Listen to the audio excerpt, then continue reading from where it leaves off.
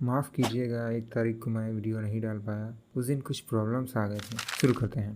पिछले एपिसोड में उस लड़की के सेकंड अंकल कह रहे होते हैं उसके डैड को कि अपने सेकंड लेवल कल्टीवेशन पर इतना भरोसा अब आगे। उसके सेकंड अंकल गुस्से में उसके डैड को कहते हैं कि आज मैं तुम्हें असली ताकत क्या होती है दिखाने वाला हूँ। ये कहकर वो उसकी तरफ छलांग लगाते हैं और फिर उसके डैड और उसके सेकंड अंकल अपने हाथों में पावर को इकट्ठा करके एक दूसरे के में टकराते हैं। इसमें उस लड़की के पिताजी हार जाते हैं। उसके सेकंड अंकल उसे अपनी हाथों की पावर से ऊपर छाल फेंकते हैं। ये देखकर वो लड़की कहती है पिताजी।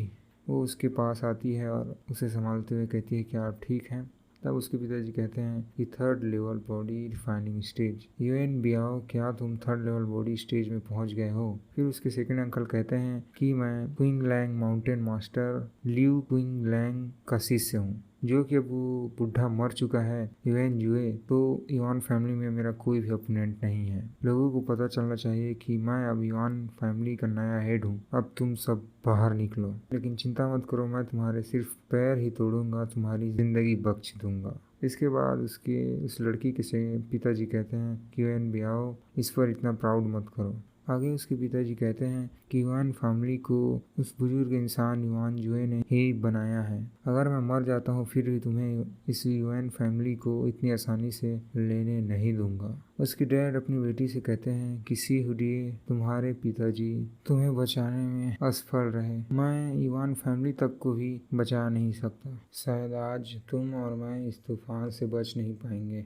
इसके आगे वो कहते हैं कि पिताजी मैं फेल हो गया। यहाँ पर उनके पिताजी वही बुजुर्ग बूढ़े होते हैं जो निपट गए हैं, जो कि पहले एपिसोड में हमारे हीरो से बेड पर बात कर रहे थे। इसके आगे उसकी बेटी की आंखों से आंसू आने लगते हैं जो मोती के समान चमकने लगते हैं। क्या सुंदरता है, ओह।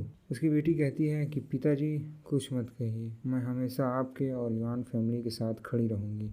इसके बाद उसके सेकंड अंकल स्टाइल मारते हुए उनकी तरफ आ रहे होते हैं और कहते हैं कि जो कि तुम्हें मरने की इतनी जल्दी है तो मैं तुम्हारी यह इच्छा पूरी कर देता हूँ। इसके बाद पीछे से एक आवाज़ आती है कि एक्सक्यूज़ मी, क्या तुम मुझे यहाँ से पहले जाने दे सकते हो। वो और कोई नहीं, हमारा हीरो ही होता है। ये सुनकर उसके पास का बॉडीगार्ड गुस्सा हो जाता है और कहता है कि हरामखोर, तुम में तो दम है जो ऐसी हालात में बात करने की हिम्मत की। इसके बाद हीरो उसे एक थप्पड़ मारता है और वो हवा में उड़ जाता है और कहता है कि मैंने तुम्हें उकसाया नहीं तो तुम मुझे क्यों रोक रहे हो।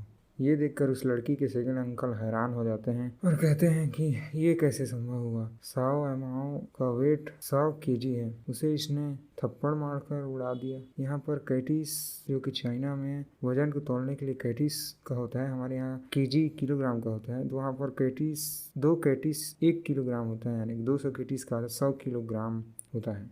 ये देखकर उसके सारे बॉडीगार्ड्स के पसीने छूट जाते हैं और उसका सेकंड अंकल कहता है कि लड़के तुम कहाँ से हो जो तुमने युएन बियाओ के मामलों में दखल देने की हिम्मत की। हीरो कहता है कि मैं हैप्पीनेस एवेन्यू से हूँ। ये सुनकर उस लड़की का सेकंड अंकल कहते हैं हैप्पीनेस एवेन्यू।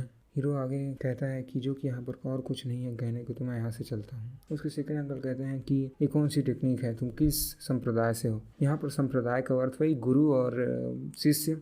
15-16 लोगों को एक गुरु स्किल सिखाता है। हीरो कहता है कि मैं हैप्पीनेस एवेन्यू के डोंग फैंग वोकेशनल और टेक्निकल कॉलेज में पढ़ाता हूँ। ये सुनते ही उस लड़की के सेकंड अंकल लाल पीले हो जाते हैं और कहते हैं कि ये तो सिर्फ एक टीचर निकला। वो अपने बॉडीगार्ड्स को कहता है जाओ इसके पैर हाथ तोड़ दो। फिर उसके पीछे खड़े उस लड़की के डैड कहते हैं कि रुको, येन बियाओ, सेन येन बियाओ, लिटिल ब्रदर सेन येन सिर्फ एक मेहमान है जिसे उस बुजुर्ग मेरे पिता ने बुलाया था अपने मरने से पहले। इसे जाने दो, इसका हमारे बिजनेस से कोई लेना देना नहीं। इसके आगे उसके सेकंड अंकल चुटकी मारते हुए कहते हैं कि यह लड़का मेरा अपोनेंट नहीं है, लेकिन जो कि मैं सीनियर हूँ तो इस जूनियर को बलि करना तो बनता है। फिर अपने बॉडीगार्ड्स कहता है जाओ मार डालो इसे। फिर वो सभी उस लड़के के ओर छलांग लगा के हुए आ रहे होते हैं। तब हमारा मेन कैरेक्टर बड़ी स्टाइल में अपने पैरों के मुंह से उन सब के छक्के छुड़ा देता है और स्पेशल लैंडिंग करता है। ये देखकर उस लड़की के सेकंड अंकल हैरान हो जाते हैं और कहते हैं कि ये सभी तो ढेर हो गए, ये कैसे संभव है, आखिर तुम हो कौन। इसके साथ ही अपने मन में कह रहे होते हैं कि ये किस प्रकार की ताकत है, एक 4th level body refining stage या लेवल 5 वॉरियर या एक मास्टर लेवल वॉरियर जो मेरे मास्टर ग्रीन वुल्फ की तरह है। और यहीं पर यह एपिसोड खत्म होता है। चिंता मत कीजिए, मैं अगला एपिसोड आज ही डाल दूंगा। हाँ, मैं जानता हूँ कि वीडियोस की लेंथ बहुत ही कम है, 5-5 मिनट की, पर 10-10 मिनट की वीडियो मैं 13 तारीख से पहले ही डालना शुरू कर दूंगा। कोई भी सजेशन हो तो कमेंट बॉक्स में जरूर दीजिएगा, मैं उसे इम्प्रूव करूंगा। और इस मेहनत के लिए एक सब्सक्राइब